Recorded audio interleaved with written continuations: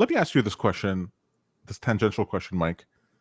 As you've engaged in crypto trading and in equities trading and in futures trading, all these different things, is there, when it comes to traditional trading, do you prefer, or do you think that people will lean more towards the crypto markets or the equity markets? Do you think there's like a possible preference that one would have over the other in aggregate for the entire retail trading community?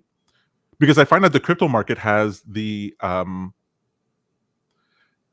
you have all this flexibility of fractional position size, and by default you have implied leverage. You have leverage, and then you have like these high vol assets. You have all this different exciting possibilities of making 10x on a trade immediately. Whereas in the equity markets, you're sort of like, you're really happy if you made 8% that month. Like that's a pretty good. In a Whereas month, the crypto market, I'd be very happy with 8% in right? a month. Yeah.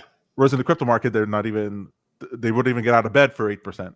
And so, depending on the trader. So I'm just wondering if like, if you had to choose one market or the other, what do you think is the best for a retail trader? Oh, that's a lot to unpack.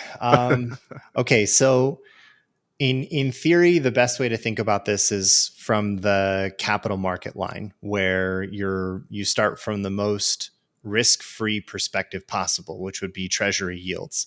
And then you start to observe what we call the equity risk premium, which is how much more can stocks provide relative to the risk-free rate?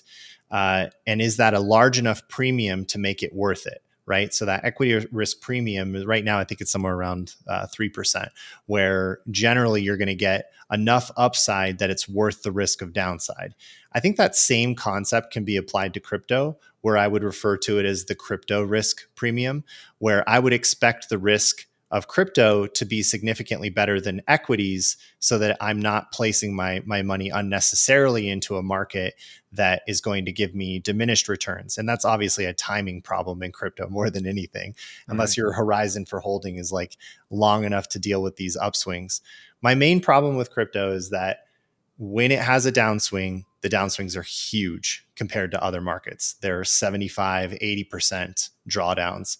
And depending on how you're holding that position, we know how asymmetric returns are in markets like that. With like a 90% drawdown in your account, it takes a 1,000% return to get back just to break even of where you were before. So if you're capable of managing drawdowns well, and you have a strategy that doesn't experience the same volatility that crypto does from a drawdown perspective, then it seems like a very fascinating market to trade. But just like leveraged futures or any other high volatility asset class, you just have to be aware of what you're getting involved in. While your chance of upside is greater than equities or even treasury yields, your risk is a lot greater as well. So if my sons, I'm trying to get them into crypto trading, because it's so easy to have something that, to put $50 inside of an account for them to trade it, and there's live money involved inside of it. But I Sure. can't get them to trade penny stocks on some pharmaceutical sector. They're not going to care about any of that stuff. And plus, then you have there's so much hype, there's so much publicity within the crypto space that Mm-hmm. makes them more excited to learn how to do this trading. Whereas I could not get them excited on call options on MSTR, even if it's gonna like moon. Yeah, Um, I do think you're calling out like a good point about the the approachability of the crypto market relative to traditional markets, because there's so much baked into traditional markets that is over a lot of people's heads. They get involved and they're like, we only recently came up with fractional shares, but even share size was this problem where people were like, well, I don't have $1,500 to buy a share of Google. So show me the cheaper stocks that are out there. Right. So fractional shares was like a problem. But even like stock splits and dividends, there's like so many different facets of the way equities trade and the rules around them and what you actually own in that case. Should I look at ETFs or should I look at OTCs? Should I look at, individual stocks? Should I look at small caps? Should I look at large caps? I totally understand that there's just this overwhelming breadth of information that needs to be learned in equities before you feel a lot more comfortable about trading in that space.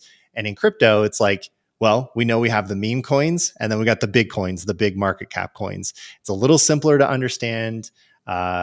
People kind of get where the price action goes. You don't really have to focus so much on fundamentals. I'm still going to make the case, as we do in our show on After Hours, that there's not a connection in my mind between the fundamentals and the actual price action. So it is more attractive because it's simpler to understand. But I really think the market's in it because it is exciting. It moves fast. It has more volatility or more beta relative to the stock market. So anytime price moves fast, people are going to get excited. I mean, there's a potential for a lot of profit there.